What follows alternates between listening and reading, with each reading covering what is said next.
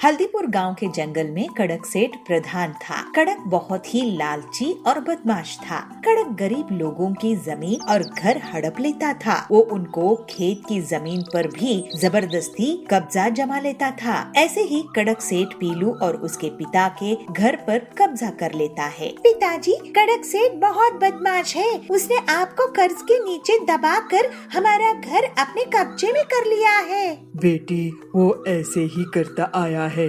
लोगों को धोखा देकर आधे जंगल में कब्जा कर लिया है। सब उससे डरते हैं। उसकी कोई न कोई कमजोरी जरूर होगी। मैं उसे आपकी जमीन वापस करवा के ही रहूंगी। फिर पीलू अपनी सहेली बबली से मिलती है और उसको पूरी बात बताती है। क्या बताऊं बहन पीलू, कड़क सेठ ने तो मेरे पिताजी का भी खेत कब्जे में कर लिया था। पिताजी ने 50,000 कर्ज लिए थे। कड़क सेठ जबरदस्ती उनसे 2 लाख रुपए लेकर खेत वापस किया। लेकिन ऐसा कब तक चलेगा? हमें कुछ करना चाहिए। मेरे हरिया मामा आने वाले हैं। वो बहुत होशियार है। उनसे हम सलाह लेंगे। तब तक पीलू और उसकी परिवार एक पेड़ के नीचे रहने लगते हैं। अगले दिन बबली के हरिया मामा आते हैं। पीलू, ये हरिया मामा है, इनको तो अपनी मुसीबत बता। फिर पीलू हरिया को सब कुछ बता देती है। देखो पीलू, बदमाश गुंडों को आसानी से नहीं हराया जा सकता है, लेकिन मैं तुम्हारे लिए रहने का एक पुरानी बस में इंतजाम कर दूंगा। ठीक है मामा जी, मैं अपने बूढ़े माँ बाप के साथ पुरानी बस में ही रह लूंगी। जब पीलू अपने परिवार के साथ पुरानी बस में रहने लगी तो कड़क उस बस को भी हड़पने की सोचता है। पीलू को ये बात पता लग जाती है। वो तुरंत ही हरिया मामा के पास जाती है। हरिया मामा, कड़क सेठ हम गरीब लोगों का पुराना बस का घर भी हड़प लेना चाहता है। हे भगवान, अब क्या होगा? मेरे पास एक तरकीब है। आप अगर मेरा साथ देंगे तो हम कड़क को हराने में कामयाब हो जाएंगे। फिर पीलू हरिया और बबली को अपना प्लान बताती है। अगले दिन जब कड़क अपने आदमियों के साथ पीलू के बस वाली घर पर कब्जा करने के लिए पहुंचता है। कड़क सेठ जी, मैं विदेश से यहाँ आया हूँ। विदेश की रानी चिड़िया आपके जंगल घूमने आई है। उनके साथ एक सोने का टैंक घर है। क्या सोने का टैंक घर? हाँ, उसके बाल भी सुनहरे हैं और वो जहाँ भी जाती है सोने का टैंक लेकर जाती है। आप अगर चाहो तो मैं उनसे आपको मिलवा सकता हूँ, क्योंकि आप इस जंगल के मुखिया हो और सबसे अमीर आदमी। वो गरीब को बिल्कुल पसंद नहीं करती है। हाँ, बिल्कुल मिलूंगा मैं उनसे। मैं भी गरीब को बिल्कुल पसंद नहीं करता। हरिया कड़क को सुनहरे बाल लगाई हुई पीलू और बबली से मिलवाता है। कड़क सोने का टैंक देखकर चकरा जाता है। विदेशी रानी जी, आप तो सच के सोने के टैंक में रहती है। काश मेरे पास भी ऐसा ही सोने का टैंक होता। हो सकता है कड़क सेठ, आप यही टैंक हमसे खरीद सकते हैं, लेकिन ये अफ्रीका के जंगल का खालिस 24 कैरेट सोना है। आपकी पूरी जमीन जायदाद खर्च हो जाएगी। लेकिन 1 साल में ही इस सोने का टैंक का दाम 5 गुना बढ़ जाएगा। और 2 साल में 10 गुना। आप तो 2 जंगल खरीद लोगे इतने पैसे में। वाह, ये रखो मेरे जमीन जायदाद के कागज। मुझे ये सोने का टैंक दे दो। पीलू तुरंत ही कड़क सेठ की पूरी जमीन जायदाद अपने नाम कर लेती है। अगले दिन जब कड़क सेठ अपने सोने के टैंक की दीवार को छूता है तो वो गिर जाता है। वो कबाड़ के टुकड़ों से बना हुआ नकली टैंक था, जिसमें होली वाला सोने का रंग चढ़ा हुआ था। हाय हाय, मैं तो लुट गया, बर्बाद हो गया। मुझे वो रानी लूट ली। चोर है चोर। चोर वो नहीं, तुम हो कड़क सेठ। तुमने धोखे से जंगल के गरीबों की जमीन लूटी थी। अब तुम्हें तुम्हारा ही तरीके का धोखा मिल गया ना। कड़क बहुत शर्मिंदा होता है। पीलू सबको उनकी जमीन लौटा देती है। फिर सभी लोग हरिया की मदद से पक्के घरों में रहने लगते हैं और कड़क जंगल छोड़कर भाग जाता है। इस तरह से पीलू की सूझबूझ और हिम्मत उसके काम आती है। वो अब हंसी खुशी रहने लगती है। आचार्य जयसूर्या अपने पर्यटन के दौरान गांव-गांव जाके वहां के लोगों को अपनी प्रवचन से अच्छी बातें सिखाते थे। आचार्य की मधुर वाणी और सत्य विचार से वहां के लोग बहुत प्रभावित होते थे। आचार्य के विचारों को अपने जीवन में लागू करके बहुत सारे लोग सद्गुणी बन गए थे। एक दिन पंढरपुर में आचार्य का प्रवचन चालू था। सज्जनों, अगर हम किसी का बुरा चाहते हैं तो हमारा भी बुरा होगा। अगर हमारे विचार अच्छे रहेंगे तो हमारे साथ भी अच्छा ही होगा। कितना सीधा साधा है यह विचार। आचार्य की प्रवचन चालू था तो तभी वहाँ पे एक आदमी आके पहुँच जाता है और आचार्य की पैर पे साष्टांग नमस्कार करते हुए यह कहता है, आचार्य जी, मुझे बचा लीजिए, मैं तो आपकी शरण में आ गया हूँ। अरे मैं कौन होता हूँ तुम्हें बचाने वाला? हम सब की रक्षा तो परमेश्वर करता है। आचार्य जी, आप ऐसा मत कहिए। हमने देखा है आपकी वाणी से बहुत सारे लोग अपनी जिंदगी संवार चुके हैं। सब आपकी नाम की जपमाला जपते हैं। अच्छा बंधु, आपका समस्या क्या है बताओ। मैं एक डकैत हूँ। तभी सभा में बैठे सारे लोग एक दूसरे के कानों में खुसर पुसर करने शुरू कर देते हैं। अरे मैंने तो सोचा ही नहीं था कि ये डाकू है। अरे मैं सोच रहा था मेरी अंगूठी कहाँ गई, इसी ने चुराया होगा। अरे ये डकायत अगर हमारे गांव में आ गया तो किसी की खैर नहीं। लोगों की खुसर पुसर सुनते ही वह डकायत बोलता है, अरे मैंने जिंदगी बहुत देख ली है आचार्य जी, मुझे कुछ अच्छा नहीं लग रहा है। मैंने लोगों को लूट कर जमाया हुआ धन मुझे रात को नींद नहीं करने दे रहा है। अरे तुम्हारी कर्मों का तुम्हें पश्चाताप है तो तुम्हारी समस्या क्या है? आचार्य जी, मैं ये सब छोड़ के सीधी साधी जिंदगी जीना चाहता हूँ, इसीलिए आपकी शरण में आया हूँ, मुझे मार्गदर्शन कीजिए। आचार्य डकायत की दुविधा समझते हैं और उसे कहते हैं, अरे वो तो बहुत ही आसान है। आज से अपना कुकर्म छोड़ दो और ये मन में ठान लो और उसी के पथ पे चल पड़ो। धन्योस्मि आचार्य जी, जो आपने कहा मैं उसी पथ पे चलूंगा। आचार्य जी अपने प्रवचन उस गांव में खत्म करके दूसरे गांव, तीसरे गांव ऐसे ही पर्यटन करते रहे।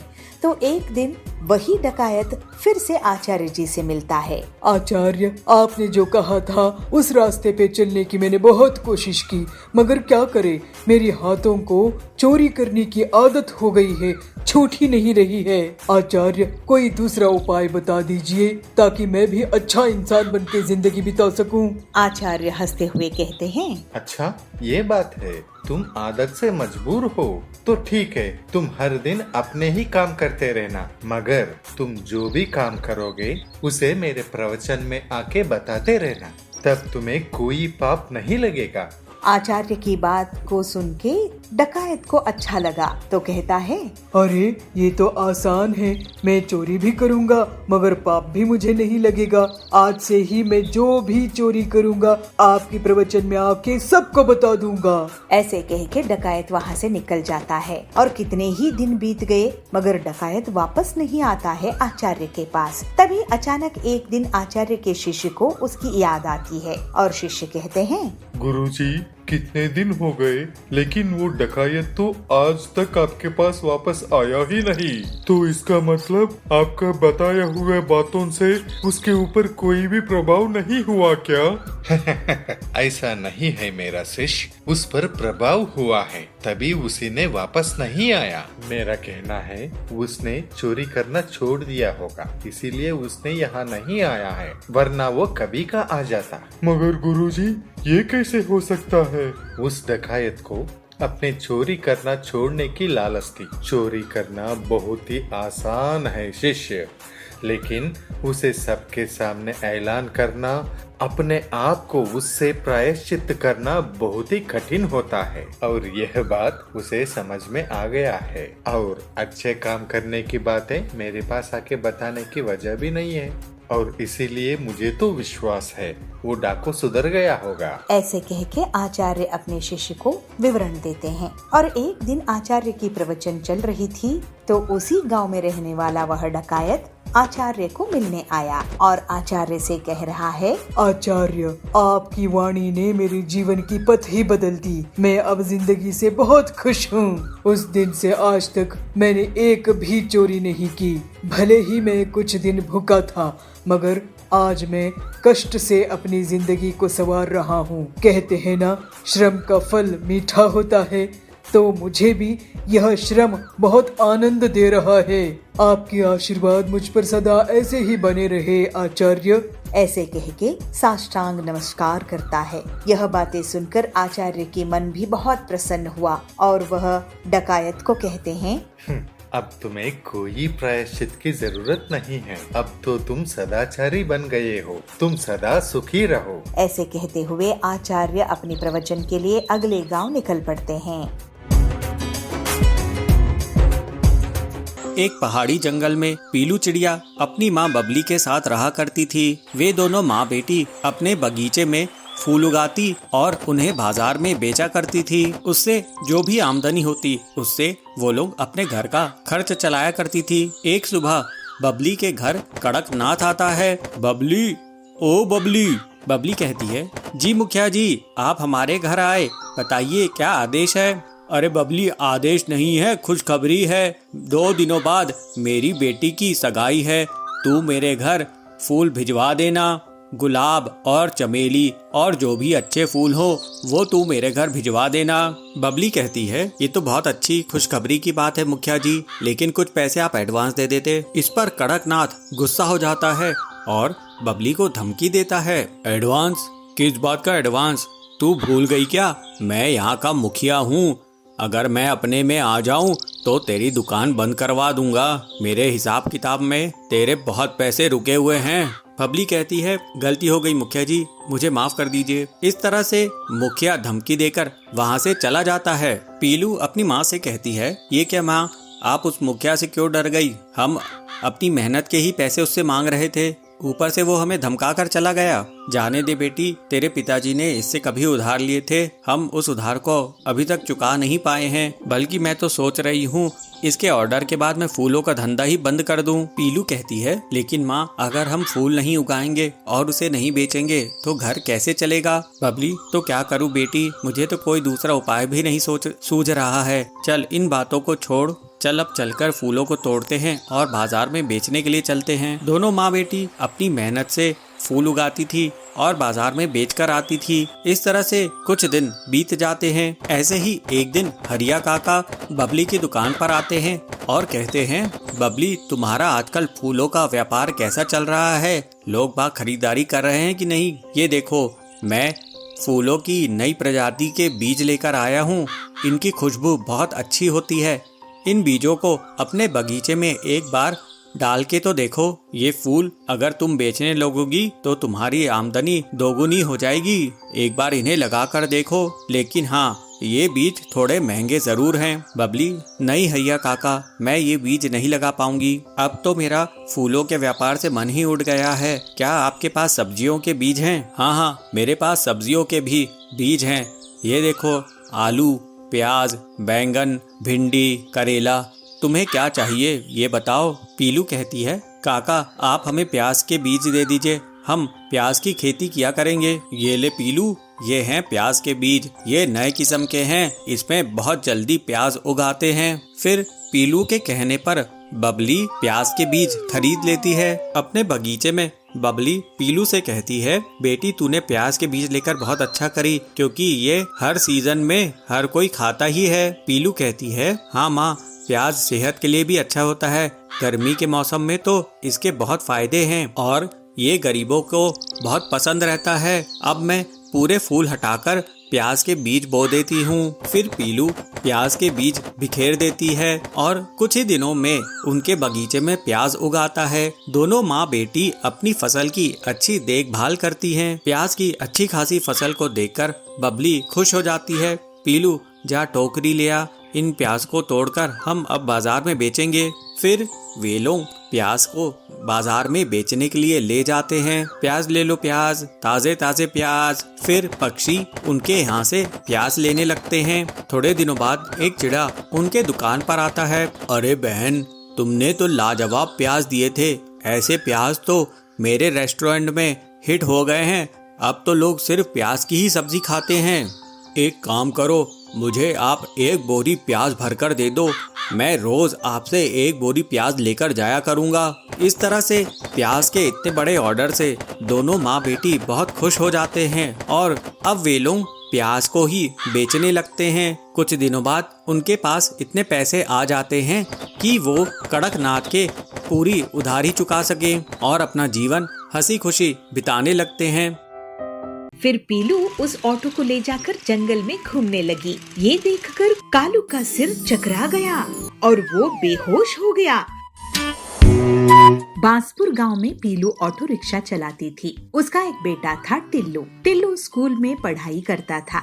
ऐसे ही एक दिन स्कूल की प्रिंसिपल कोयल मैडम पीलू को स्कूल में बुलाती है। पीलू जी, आप बहुत मेहनत करती है और टिल्लू को पढ़ा रही है, लेकिन आपकी मेहनत पानी में जा रही है। क्या बात है प्रिंसिपल मैडम, आप ऐसा क्यों बोल रही है? देखिए पीलू जी, क्रिसमस पास आ रहा है। सभी बच्चे क्रिसमस की एग्जाम में पास होने के लिए मेहनत कर रहे हैं, मगर आपका बेटा स्कूल में टाइम पास करता है। वो लकड़ी के टुकड़ों से कुछ न कुछ बनाता रहता है। उसका पढ़ाई में मन नहीं लगता है, क्लास में ध्यान नहीं रहता है। ऐसे में वो एग्जाम कैसे पास करेगा? आप उसे कुछ काम में ही लगवा दो, यहाँ उसका कुछ नहीं होने वाला। आप ऐसा मत बोलिए मैडम, वो मेरे जैसा गरीब ना रहे इसलिए उसे यहाँ पढ़ा रही हूँ।